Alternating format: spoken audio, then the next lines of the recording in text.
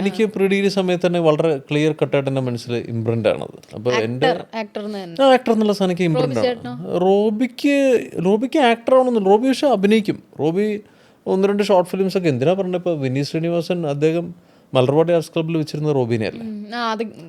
Malarvadi arts ക്ലബ്ബിൽ ഇപ്പോൾ വെച്ചിരുന്ന റോബി. അന്നത്തെ ഇവരുടെ രണ്ടുപേരും ഫോട്ടോഗ്രാഫ്സും ഭയങ്കര സിമിലറാണ്. നിവിൻ്റെയും റോബിയുടെയും ഒരു മാൻഡർ. ഇപ്പോൾ റോബി ഭയങ്കരമായിട്ട് തടിച്ചു.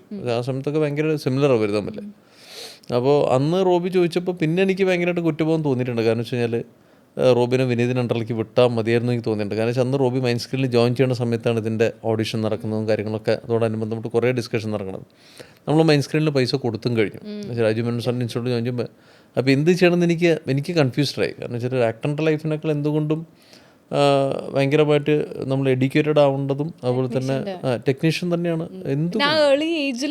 പഠിക്കുക എന്നുള്ളതും പ്രേക്ഷകന് മാത്രമാണ് നടൻ ഗംഭീരമായിട്ട് തോന്നുന്നത്. പക്ഷെ നമുക്ക് ആ ഒരു അതിനുള്ള തട്ടും അതിനോടനുബന്ധപ്പെട്ട് അതിനുള്ളൊരു എന്താ പ്ലാറ്റ്ഫോം ഉണ്ടാക്കുക എന്നുള്ള സംവിധാനം തന്നെയാണ്. അപ്പോൾ അവിടെ കയറി നമുക്ക് എന്തും ചെയ്യാൻ പറ്റുള്ളൂ. അതില്ലാന്നുണ്ടെങ്കിൽ ഒന്നുമില്ല. അപ്പോൾ ഒരു തിരക്കഥാകൃത്ത് ഒരു തിരക്കഥ കണ്ടെത്തി അതിനോടനുബന്ധപ്പെട്ട് ബാക്കി ഡിപ്പാർട്ട്മെൻറ്റ്സിനെല്ലാം ജോയിൻ ചെയ്ത് പ്രൊഡക്റ്റ് ആക്കുക എന്നുള്ളത് സംവിധായകൻ്റെ കഴിവാണ്.